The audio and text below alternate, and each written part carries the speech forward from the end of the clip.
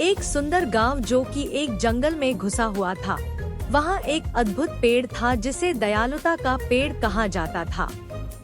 इस पेड़ की शाखाएं आसमान की ओर बढ़ती हुई थी और इसकी जड़ें पृथ्वी में गहराई तक जाती थी, जिसमें एक ऐसी जादुई शक्ति थी जो इच्छाओं को पूरा करने की अफवाह थी। हालांकि इसमें एक शर्त थी, पेड़ केवल उनके इस्तेमालकर्ताओं का जवाब देता था जो अपने दिल में सच्ची दयालुता लेकर आते थे। माया, एक युवती जिसकी अपरिहार्य दयालुता और दूसरों के प्रति करुणा।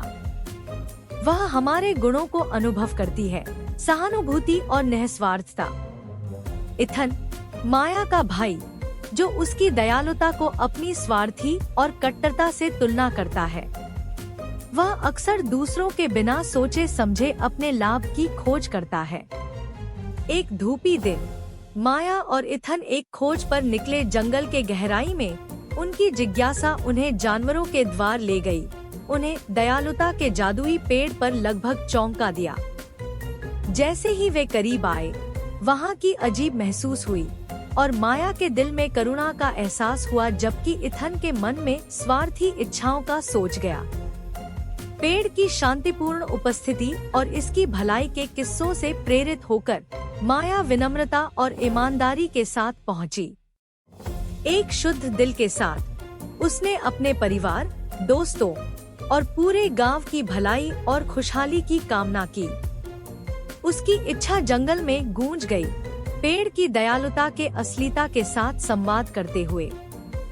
माया की निस्वार्थ इच्छा के प्रतिक्रिया के रूप में दयालुता का पेड़ हिला। उसकी शाखाएं एक अलौकिक प्रकाश के साथ चमक रही थी। पत्तियों की हल्की रुस्ती के साथ पेड़ ने माया की इच्छा को पूरा किया। गांव पर समृद्धि, समरसता और खुशी की वर्षा की। माया की दयालुता ने समुदाय में पॉजिटिविटी की एक लहर को उत्पन्न किया था। माया की सफलता के ईर्ष्यालु के बावजूद इथन ने अपने दिल में लालसा के साथ पेड़ की ओर बढ़ा। गांव वासियों की चेतावनियों और जंगल की सूक्ष्म सुइयों को नजरअंदाज करते हुए उसने धन और शक्ति की मांग की, अपनी भलाई के लिए दायर नहीं करते हुए। दयालुता का पेड़, बुद्धिमान और समझदार, इथन के आत्मा में छिपी अंधकार को महसूस करता है। एक गंभीर शीघ्र सांस लेते हुए उसने उसकी अनुरोध को इनकार किया, उसकी व्यक्तिगत लाभ के लिए उसकी इच्छा को पूरा करने से इनकार करते हुए। इथन का दिल डूबता है जब उसे अपने कृत्यों की भूल का अनुभव होता है, अपनी कमजोर दयालुता और सहानुभूति के परिणाम को पहले हाथ से देखते हुए। जब माया और इथन गांव में वापस आए तो उनके साथ पेड़ के संबंध में सीखे गए मूल्यवान सबको लिए वह।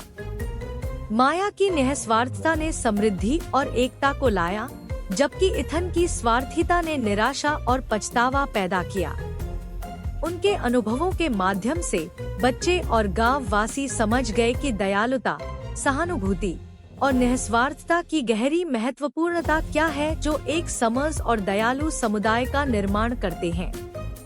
यह कहानी बच्चों और सभी उम्र के पाठकों के लिए एक चेतावनी रूप है कि दूसरों के साथ अपने व्यवहार में दयालुता, सहानुभूति और निस्वार्थता को कैसे विकसित करें। इन गुणों का पालन करके वे अपने जीवन को समृद्ध करने के साथ साथ समाज के महान लाभ में योगदान करते हैं। जहाँ भी वे जाते हैं, वहाँ प्रसन्नता और सहानुभूति फैलाते हैं। बच्चों, अगर आपको यह वीडियो पसंद आया हो तो इस वीडियो को एक लाइक और इस चैनल को सब्सक्राइब करें। हम आपको अगले वीडियो में मिलेंगे।